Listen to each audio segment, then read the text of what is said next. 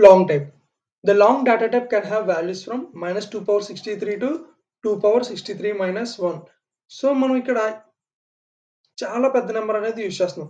So మన ఇంటిజర్‌లో తీసుకుంటే మనకి మైనస్ 2 పవర్ 31 నుంచి 2 పవర్ 31 మైనస్ 1. సో ఈ నంబర్ అనేది మనకి చాలా పెద్ద వాల్యూ. సో అక్కడ మనం ఇంటిజర్ అని యూజ్ చేస్తాం. సో అంతకన్నా ఎక్కువ పెద్ద వాల్యూని యూజ్ చేయాలనుకుంటే మనం లాంగ్ టైప్ అనేది యూజ్ చేస్తాం.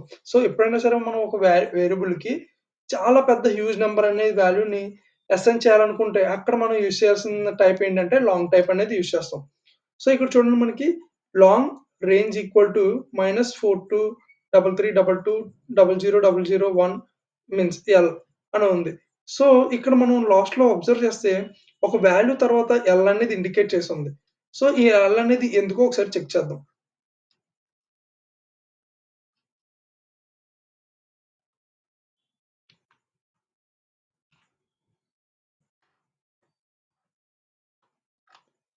సో ఒకసారి ఇది చూడండి.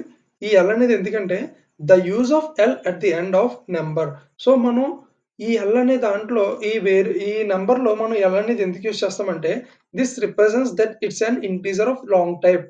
సో మనం ఇక్కడ ఒక నంబర్‌కి ఇంత పెద్ద నంబర్ యూజ్ చేసినప్పుడు లాస్ట్‌లో ఎల్ అనేది పెట్టకపోతే అది ఇంటిజర్ కింద తీసుకుంటుంది. సో అది లాంగ్ టైప్‌లోకి రాదు. అంటే ఇప్పుడు మీరు ఏమవుతుందంటే మనం ఒక హ్యూజ్ వాల్యూ ఇచ్చినప్పుడు లాస్ట్‌లో ఎల్ అనేది ఇవ్వకపోతే ఇంటిజర్ కింద తీసుకుంటది. సో ఒకవేళ ఆ నంబర్ అనేది వెరీ మాక్సిమం నంబర్‌లో ఉందనుకోండి మనకి ఎర్రర్ అని చూపిస్తది. సో ఇది ఒకసారి లైవ్ ఎగ్జాంపుల్ చూద్దాం. సో ఇక్కడ మనం లాంగ్ అనే ఒక టైప్ తీసుకొని ఏజ్ ఈక్వల్ టు రాండమ్‌గా ఒక పెద్ద నంబర్ అనేది ఇద్దాం. సపోజ్ ఇలా రాండమ్‌గా ఒక నంబర్ అని ఇచ్చాం. సో ఇప్పుడు దీన్ని ప్రింట్ చేయడానికి ట్రై చేద్దాం. System dot out dot println of age. ఒకసారి దీన్ని ప్రింట్ చేసి చూద్దాం.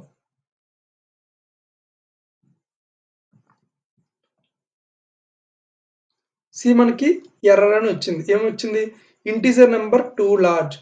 సో ఇక్కడ ఏమైంది? మనం లాంగ్ టైప్ యూజ్ చేసాం ఒక వేరియబుల్‌కి. బట్ కాకపోతే మనం ఇచ్చిన వాల్యూ తర్వాత ఎల్ అనేది మెన్షన్ చేయలా. సో ఎల్ అనేది మెన్షన్ చేయకపోతే మనం ఇచ్చిన వాల్యూని అది ఇంటిజర్ కింద కన్వర్ట్ చేసుకుంటది.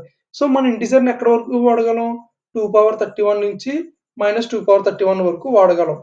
సో ఈ నంబర్ అనేది దానికన్నా ఎక్కువ. కాబట్టి ఇక్కడ ఏమవుతుందంటే మనకి ఎర్రర్ అని చూపిస్తది. సో ఇప్పుడు ఇక్కడ ఎర్రర్ రాకుండా ఉండాలంటే ఇంత పెద్ద నంబర్ దగ్గర మనం లాస్ట్‌లో ఎల్ అనేది యాడ్ చేయాలి. సో ఇక్కడ నేను ఎల్ అనేది యాడ్ చేశాను. చూడండి ఇక్కడ. ఇక్కడ నేను ఎల్ అనేది యాడ్ చేశాను. సో ఒకసారి దీన్ని రన్ చేసి చూద్దాం.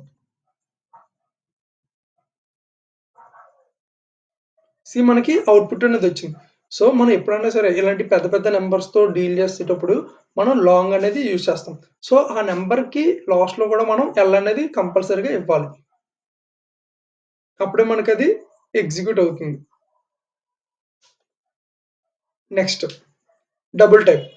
The double data type is a double precision 64 bit floating point. So మనకి యాక్చువల్‌గా ఫ్లోటింగ్ పాయింట్స్ అంటే ఏముంటాయి? 2.3, 2.5 లేకపోతే సంథింగ్ ఇలా పాయింట్ తర్వాత ఒక నంబర్ తర్వాత పాయింట్స్ ఉండి సమ్ నంబర్స్ అనేవి ఉంటాయి. సో దీన్ని మనం ఫ్లోటింగ్ పాయింట్స్ అంటాం. మనం ఫ్లోటింగ్ పాయింట్స్‌లో కూడా 2 టైప్స్ ఉన్నాయి. ఒకటి float type, double type. So ఈ డబుల్ టైప్ ఎందుకు యూజ్ చేస్తాం? ఫ్లోట్ టైప్ ఎందుకు యూజ్ చేస్తాం అనేది ఒకసారి చూద్దాం. ఇక్కడ మనకి బోత్ ఫ్లోట్ అండ్ డబుల్ అనే వేరియబుల్స్ ఏంటంటే ఫ్లోటింగ్ పాయింట్స్‌ని స్టోర్ చేసుకుంటాయి. కాకపోతే మనకి డబుల్ అనేది ఏం చేస్తదంటే 8 బైట్స్ ఆఫ్ స్టోరేజ్‌ని అంటే డబుల్ యొక్క సైజ్ అనేది 8 బైట్స్ అనేది ఉంటది. సో, మనం డబుల్ అనేది ఎందుకు యూజ్ చేస్తామంటే ప్రెసిషన్ ఎక్కువ. సపోజ్ కొన్ని నంబర్స్‌కి మనకి చాలా పెద్ద వాల్యూస్ అనేవి ఉంటాయి. 2.33333 సంథింగ్ 2244 ఇలా ఉంటది. సో, ఇంత పెద్ద నంబర్‌ని ఎగ్జాక్ట్‌గా స్టోర్ చేయాలంటే మనం ఫ్లోట్‌లో స్టోర్ చేయలేం. సో, ఫ్లోట్‌లో స్టోర్ చేసేటప్పుడు ఏమవుతుందంటే మనకి 2.3322 అనేది లైక్ 2.332224 సంథింగ్ ఇలా రాండమ్‌గా చేంజ్ అయిపోతూ ఉంటది. పాయింట్ సమ్ డెసిమల్స్ తర్వాత మనకి వాల్యూ అనేది చేంజ్ అయిపోతూ ఉంటది. సో, మీరు అలా చేంజ్ అవ్వకుండా ఎగ్జాక్ట్‌గా నాకు ఆ వాల్యూయే కావాలనుకున్న టైంలో మనం డబుల్ అనేది యూజ్ చేస్తాం. లేదు నాకు పాయింట్ తర్వాత రాండమ్‌గా కొంచెం ఏ వాల్యూ వచ్చినా పర్లేదు అనుకునేటప్పుడు మనం ఫ్లోట్ అనేది యూజ్ చేస్తాం. సో, ఇక్కడ ఈ ఎగ్జాంపుల్ చూడండి. డబుల్ నంబర్ ఈక్వల్ టు -42.3 అని తీసుకున్నారు. సో, ఇక్కడ మనం ప్రింట్ చేస్తే మనకి 42.3 వచ్చేస్తది మైనస్. కాకపోతే, కాకపోతే ఫ్లోట్‌లో చూడండి ఇదే నంబర్‌కి మనం ఏం చేసాం? ఎఫ్ అనేది యాడ్ చేసాం. ఇక్కడ చూస్తే notice that we have used -42.3 instead of -42.3 in the above program. మనం ఇంతకు ముందు ప్రోగ్రామ్‌లో డబుల్‌లో జస్ట్ -42.3 అనేది యూజ్ చేసాం. బట్ ఫ్లోట్‌కొచ్చేసరికి -42.3 ఎఫ్ అని యూజ్ చేసాం. It's because -42.3 is a double literal. అంటే ఇక్కడ మనం ఎఫ్ అని ఇవ్వకుండా జస్ట్ -42.3 అని ఇస్తే అది డబుల్‌లోకి తీసుకుంటది. సో, అందుకే మనం అక్కడ ఎఫ్ అనేది ఇవ్వలేదు.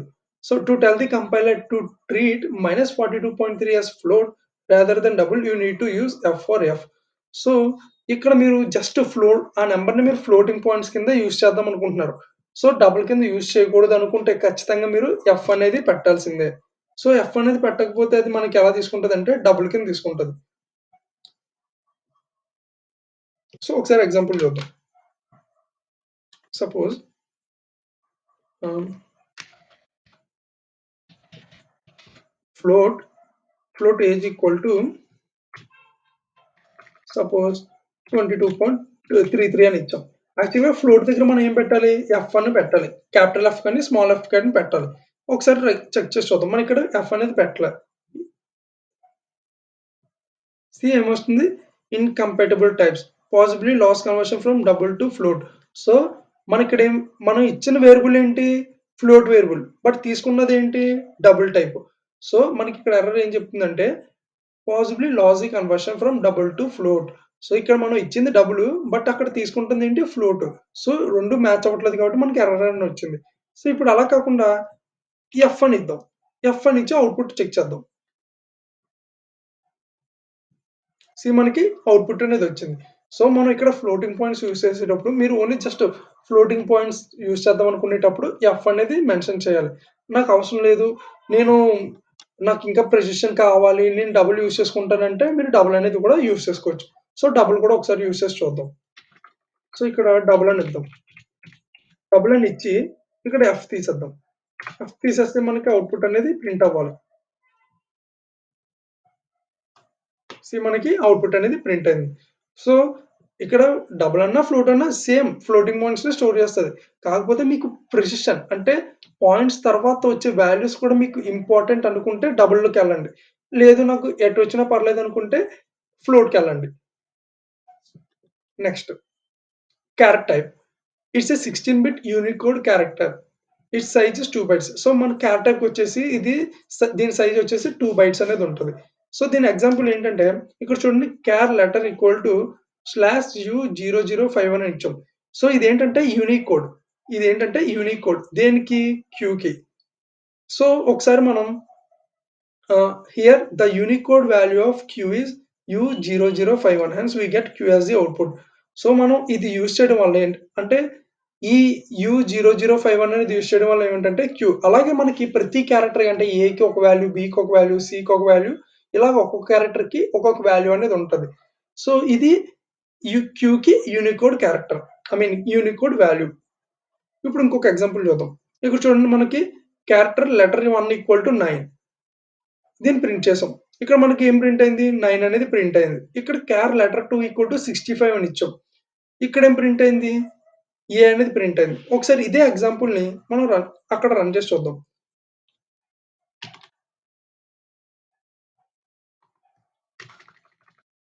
సపోజ్ క్యార్ ఈక్వల్ టు సింగిల్ కొటేషన్స్‌లో 9 అని ఇచ్చాం. ఇప్పుడు అవుట్‌పుట్ చెక్ చేద్దాం.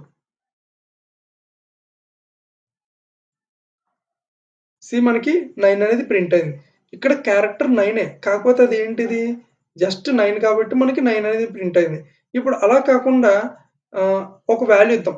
క్యారెక్టర్ 65 అని ఇద్దాం. అక్కడ తీసుకున్న ఎగ్జాంపుల్ ఇక్కడ కూడా తీసుకుందాం.